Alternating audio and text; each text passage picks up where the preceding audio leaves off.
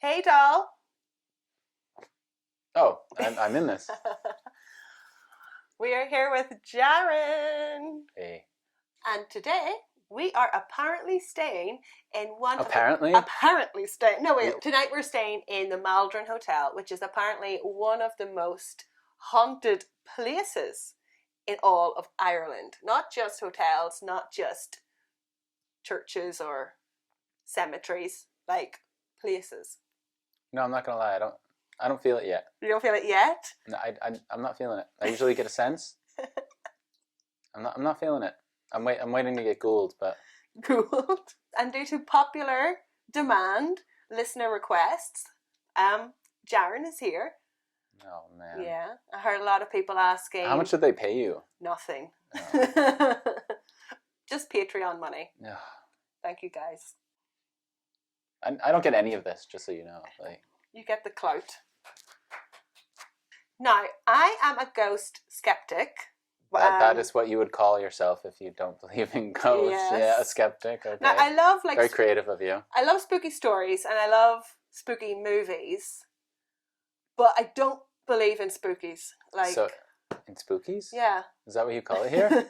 Do you call them spookies in Ireland? Like spooky movies, spooky stories. Okay, but I don't believe spookies. So that's exist. the genre of anything that has to do with ghosts is called spookies. From now on. Spookies. Okay, interesting. Yeah. But Jaren is a believer. I'm not just a believer. It's the truth. He thinks he has experienced it too. You make it sound so weird. Like something's happened to me. Has it? Well, I have a keen sense for the energy, if you say, if you want to say it that way. I can sense. Yeah. I can sense energy.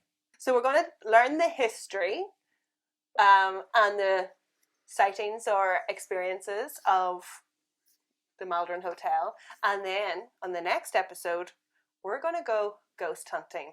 So, history first, homework first. I'm not gonna lie, Maldron sounds like a villain in like Lord of the Rings, like Sauron. Maldron's like coming in with like flames. The Lord of Maldron. And he comes and he attacks Frodo. Yeah, instead of an eye, I don't know. What would it be? It's a finger.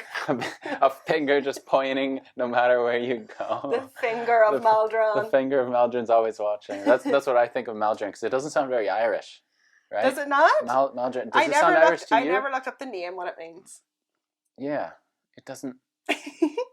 It's not sitting so Corkish to me, you know. Corkish, yes, we're in Cork. Due to its history, this hotel is considered one of the most haunted places in all of Ireland.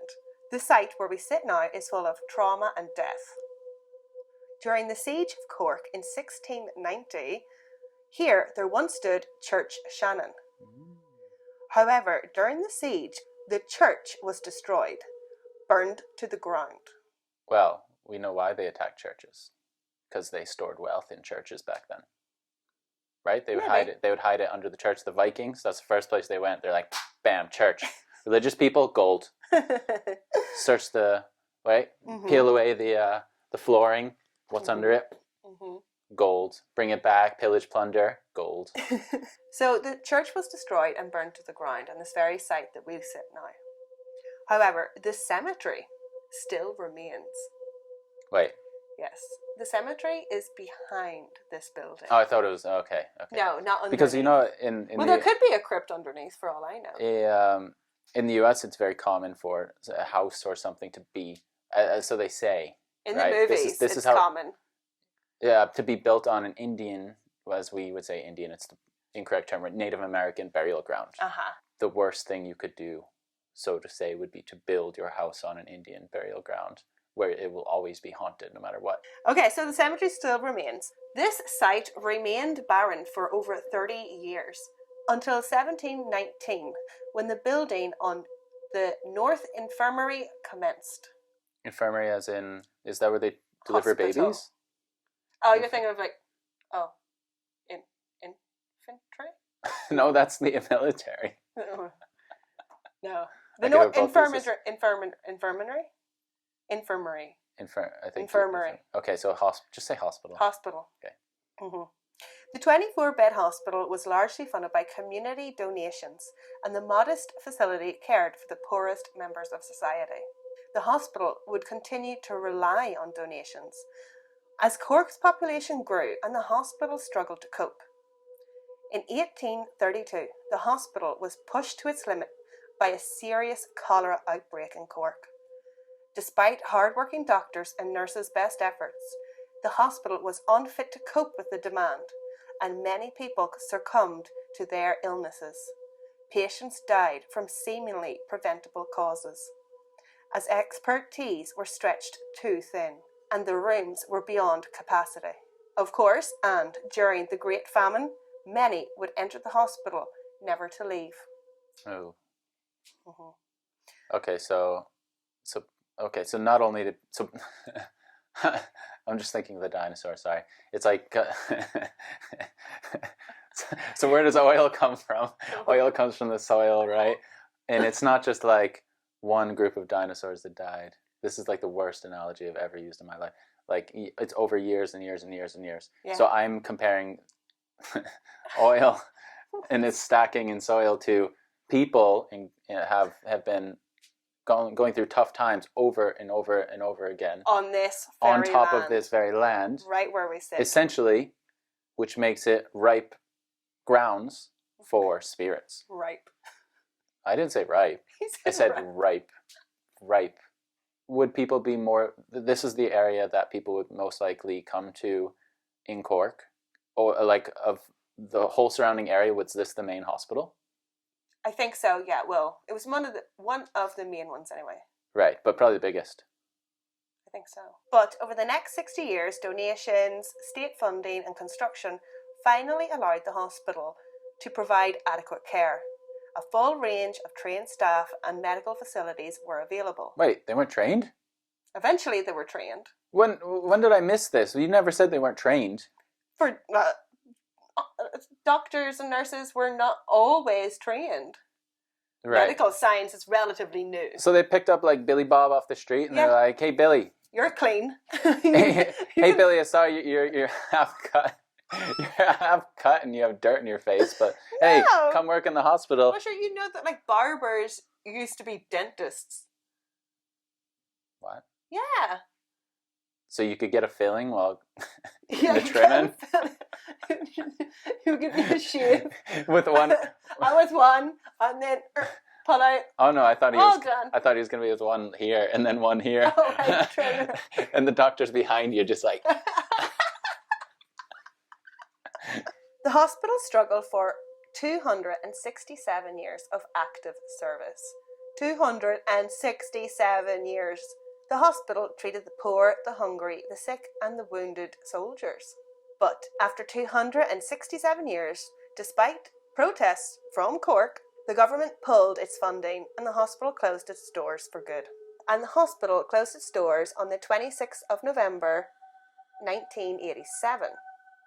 So we're up to basically present time. So this very room was used for hospital purposes. Mm-hmm. The room we're sitting in right now with the weird curved walls and what were they going to do? You think they were doing operations in here? Like, can you imagine how awkward that would have been? What do you think this room would have been used for? With these lights?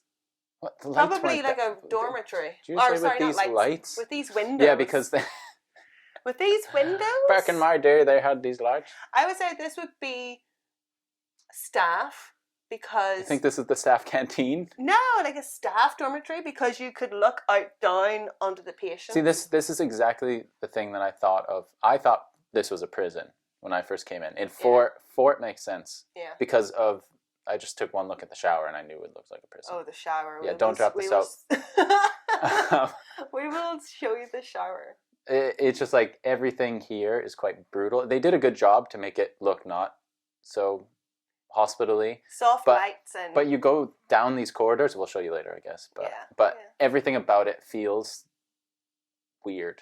In the sense of like the layout is weird, not in the sense that I've sensed weird things. It's not a typical hotel. You can tell it's been refurbished. No, it's all just combined and weird. And there's a middle courtyard, like. Well, a courtyard. That's what makes me think that this would have been like a staff room, because you can look down into a courtyard. What would have been a courtyard? So you could look down and see Mm. see patients walking around. Mm. This historic building laid abandoned for nearly a decade, during which time it was targeted by vandals. It was even set on fire. Oh my God. Mm-hmm. So, yeah. Yeah. Wow. So they were just attacking this from all four. Wait, so it got burnt down more than once, you can say, because of back when it was a church, got destroyed. Yeah. Then they came in, destroyed it again. Yeah.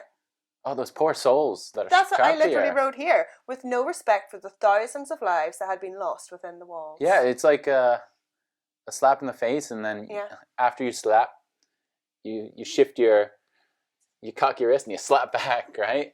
And so it's like, it's so insulting. But in 1996, the building was sold and work began transforming the inn to this grand hotel. What does the word grand mean to you? It is quite big.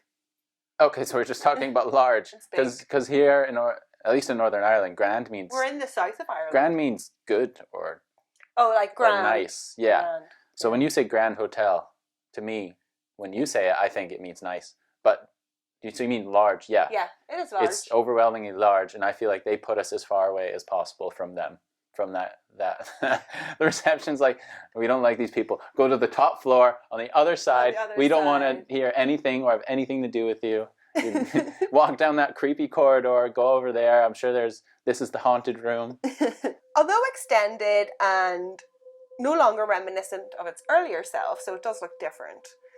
Today, the Maldron Hotel is a 4-star hotel. What made it not 5? I don't know. It's such an insult. It's like the ghosts. they're just writing on their looking. Nah, too haunted. It's not quite. Nah. Today, the Maldron Hotel is a 4-star hotel and is rated as a very good on popular travel websites. Guests love the great service, comfortable rooms, the facilities, and everyone talks about the breakfast buffet, which we're going to get in the morning. But a few guests have also commented on something else. Despite extensive renovations and modern finishes, and maybe even a sprinkling of holy water, staff and visitors have reported unusual experiences. Now you're getting the chills down my spine. I like it. Now I'm going to start being a believer now. You're always a believer. Well, like I said, I haven't sensed anything. You know what it is? It's like, I'm sure like half the people in the audience, right? You're the audience, right? Half the people who are on this side of the lens, half the people here will agree with me when you start talking about the story, that is the moment where you start getting chills. But generally you don't get chills until you get that something triggers it in your mind to put you in that fight or flight. And then you start panicking, right? That's generally how it works. I'm sure some people know what I mean. Okay. I'm not saying I'm panicking, right? I think it's You're scared, more scared than ghosts than I am. And you're not even a believer. I think it's all in your head. The light just flickered. The light flickered? No, I'm just kidding. Oh. It was my eye playing tricks. The light flickered! No! Guests have reportedly experienced all manner of phenomenon in the hotel. Televisions have said to turn themselves on and off. Okay, you're giving me chills because that is exactly what would happen in my house in America. And a lot of times during the night, I swear you not. You swear me not. The cable would go out around 3 a.m. every single night. And what hour is that? The witching hour? The witching hour. Every night there was some energy in that house. And it was a brand new house built by my parents. Indian burial site. In my parents in a newly developed area out in the urban area, like far away from anything. Well, I can't get this TV to turn on at all. So and maybe it will turn itself on later. So TVs go on and off, while noises have been heard coming from empty bedrooms. Guests have reported key cards malfunctioning for no reason. Hey. Uh-huh. That wasn't a malfunction, though. That's just you being stupid. How do you know it's just not bad technology? Like, of course, I believe in ghosts, but I saw you do it. It should have opened. It should have opened. Reportedly, the cards malfunction for no reason, and doors are locked from the inside. Where the hotel gym is located, once served as a hospital morgue. It has been claimed that there are souls trapped in the gym, and unseen forces have broken mirrors and the electrical equipment. Well, it's a good thing you don't need electrical. Oh, Yeah, that's true. like the I was thinking like you don't need electrical to lift weights, lifts. But yeah, I guess so. Treadmill. Wait. Okay. So has anyone been like sprinting along and then all of a sudden, faster. no, it just stops and shuts off. Oh, it stops and you go into it. And then you just fall down. I pictured it going faster. Okay, right. so very evil in that gym. It seems that the rooms on the 3rd floor have the most activity. Apparently, the most intense room of all the rooms is room 325. Dude.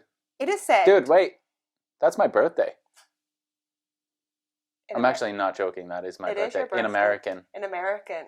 In American date system, March 25th. Yeah. Room 325 is said to be a hive of paranormal activity.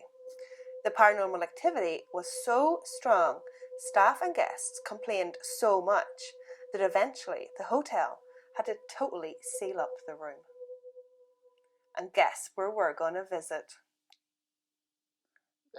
We're going to go to room 325. All I can picture is like a group of men with like plaster or something, and they get out their like little plaster guns and they start sealing around the door like, you'll never get in, ghost will never get out, as if a ghost energy can't just pass through the wall and go to the next room and be like, oh, I'm gonna make noise in that room, like, sucks to be you. Well, if people were killed, they're trapped.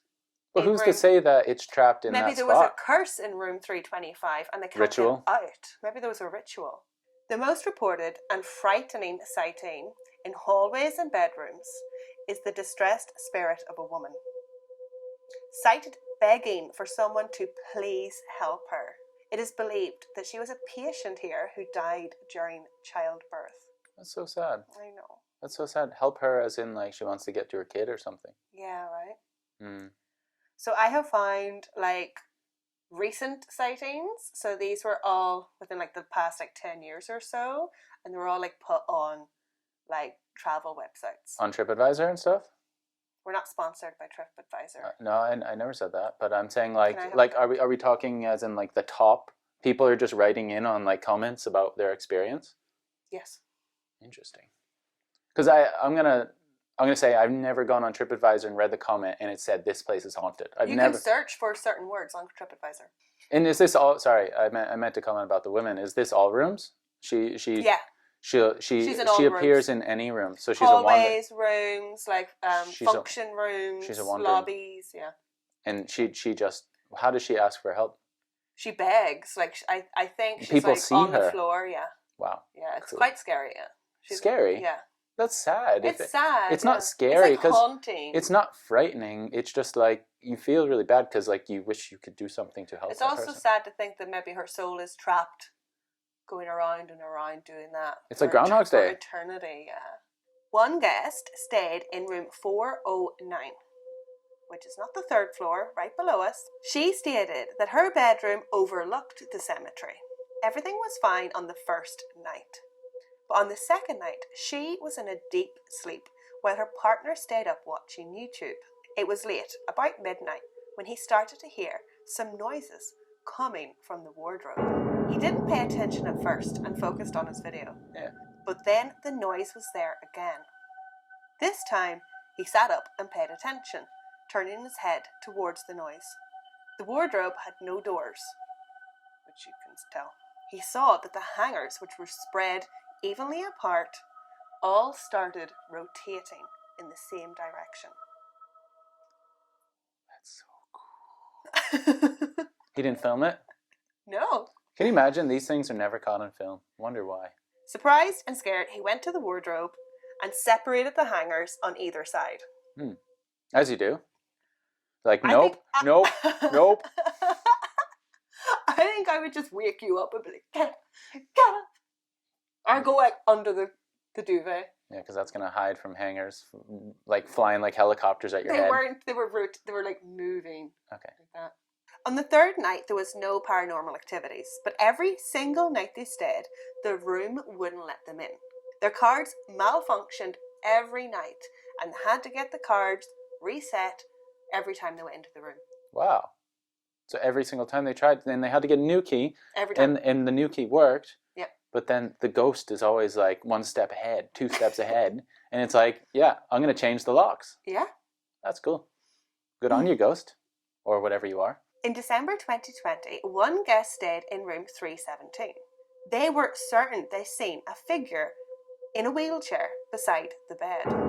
They then moved to room 529. This room was worse. They seen shadows flying about the room.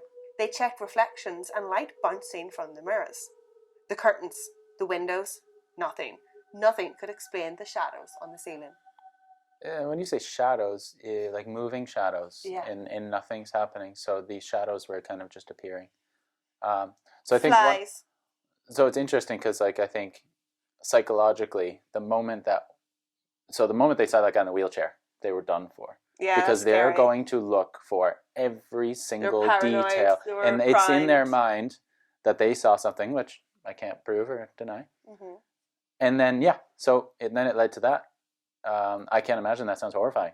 I mean, the guy in the wheelchair is creepy enough. It's like, can you imagine even if your living grandma or grandpa is in a wheelchair next to your bed when you're sleeping, it would still be creepy if they were alive. Old people are creepy. No, they don't need to be old. Jared okay, Boris. It could be a young kid. I'm just trying to make the comparison because I think the person in the wheelchair was old. They think, right? Or just Who knows? It doesn't say. Okay. Yeah, could have been young. That was very ageist. Is it creepier that it was a child in a wheelchair? That would make more sense because the child's more inquisitive. In September 2017, a group of friends all stayed in the hotel. All their rooms overlooked the cemetery. One guest had a cat visit their room. A kitty? Yeah. Real kitty? No, a ghost cat. Sorry, a ghost cat visit their room. While the other 3 rooms experienced the shadows and the noises as well as objects moving on their own. That's so cool. Like, I'm going to tell you. I can't believe you think it's cool. I thought you'd be scared. There's something about, like, sensing these things my entire life that I've always wanted to see it so that it makes more sense in my mind. Mm-hmm. But for me, it's always a feeling, right? Mm-hmm. So it would have been nice to once have that confirmation of sense where it's not just one sense or 2 sense, like say you hear something, it's like you have that confirmation that you saw it as well. Because everyone's like, what, did you see a ghost? Nobody ever says, did you feel a ghost? So you've never seen a ghost, but you've sensed a ghost. Yeah, I sense energy. The rooms overlooking the cemetery also seemed to be very active. Another pair of visitors whose room overlooked the cemetery at first had problems even getting into the room. Again, the door was locked from the inside. When they were eventually settled in the room, they saw the ghost of a lady wearing a beige dress with flowers. She was standing and was the same height as the wardrobe. Wait, what? Tall.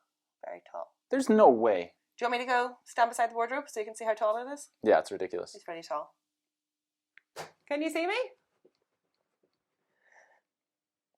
She'd be like 7 foot. Was there, how many women in history do you think are 7 foot? Not many. Can I come back now? Yeah, I guess so. Okay. I wonder how many shadows and ghosts flew by you as you ran. Oh, it was terrifying over there. You flew faster than the ghost in that shot. So she was standing next to the wardrobe and she was the same height as the wardrobe. When the couple went to bed that night, they had that eerie feeling that somebody was watching them. Yeah, that does happen. I've had that many times. So now that we know the history and the sightings, that's it. Okay, so... Are you ready to go ghost hunting? I think hunting's the wrong term. Are we trying to capture them like Pokemon? Like, gotta catch them all? Yeah, I guess ghost hunting is the wrong term. It's more like investigating. I think people Are you get ready it right. to investigate? Yeah, I think we're investigating this property for its ghostly features. Ghostly? Maybe it is a Pokemon hunt. Ghostly? Ghostly. Okay, don't forget to like. Don't forget to like. Like that button. Like it. Don't forget to like and subscribe. Make sure that you subscribe because this is the second episode is out next and you don't want to miss it, right? I don't want to miss it. No, you don't want to miss it. I don't want to miss it. I'll either upload on a Tuesday or a Wednesday. Who knows? So you better subscribe. Slán! Bye bye.